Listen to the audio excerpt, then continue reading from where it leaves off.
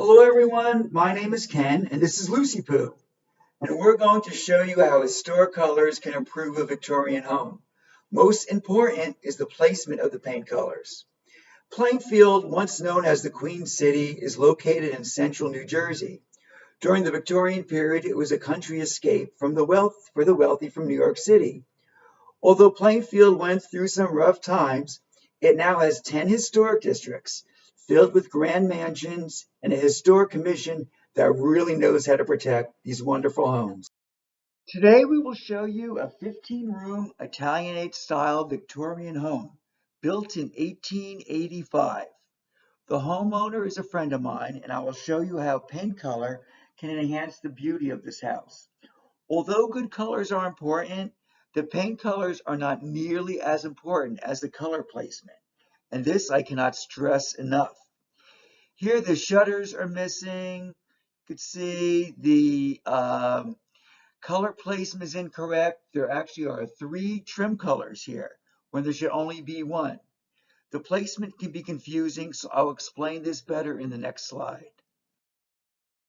So how do you like these colors? These photos help explain color placement. It's very important. Look at the house to the left. The body of the house is the siding, and on this house there are 2 body colors. You see the red and the blue here. Okay, you can only have an extra body color when there's a change of siding. In other words, clapboards and shingles. And at the same time, the clapboard and the shingles must be separated by a piece of trim to do this. Everything that is not the body of the house is the trim. The trim is important, for it outlines the house and shows structure and strength. The trim supports the roof. Window sash and accents come later. Now, the image to the right shows the color placement for a house with a dark trim and light body. You could be a little fancier when you have a dark trim. Now, this is the exception. The reason you cannot do what you can here with the light trim is because the darker color would be subtracting from the feature.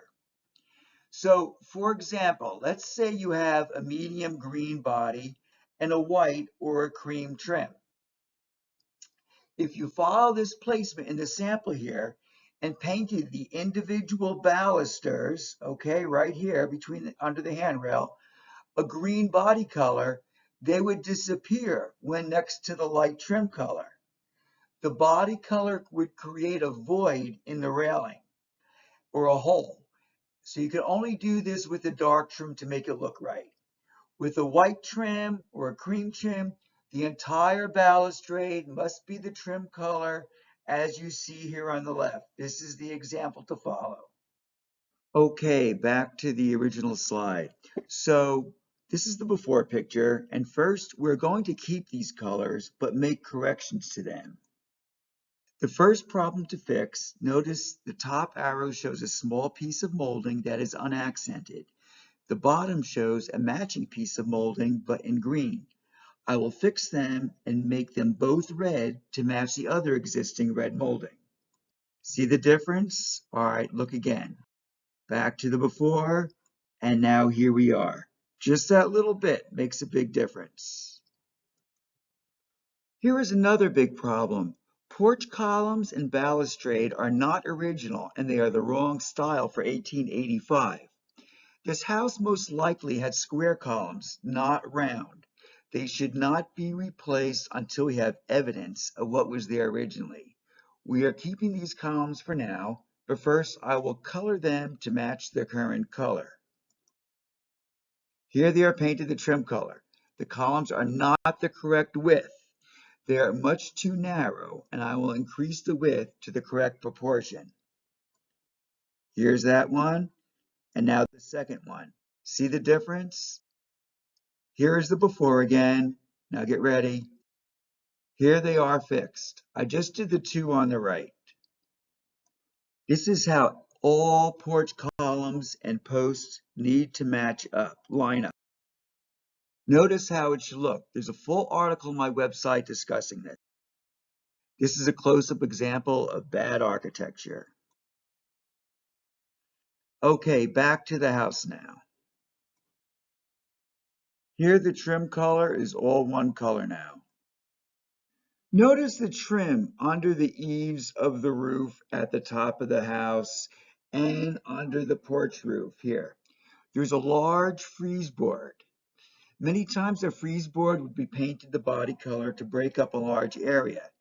Now, the trim plays a very important role showing structure and support. However, the trim and the trim color provides is weakened in the gable because the trim below it, right over here next to the clapboard, is very thin. See how it subtracts from the roof compared to the area below the porch roof over here. The area above the porch, over the porch roof is good. Both areas much match, however, so I'll make it all one color.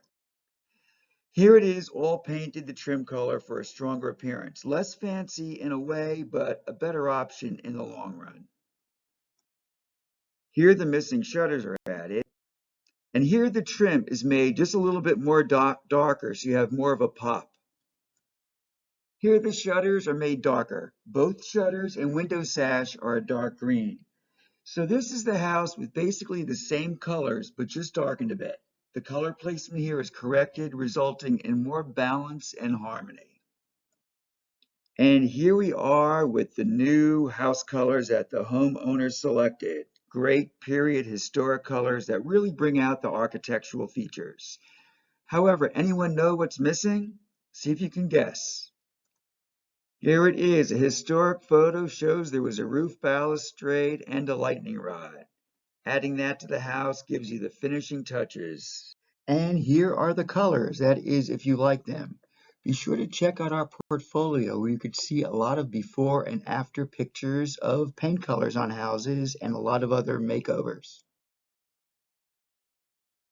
So I hope you enjoyed this video. I really encourage you to visit our website for a pretty thorough education. We also have a monthly newsletter you can subscribe to. Always remember, let the buyer beware.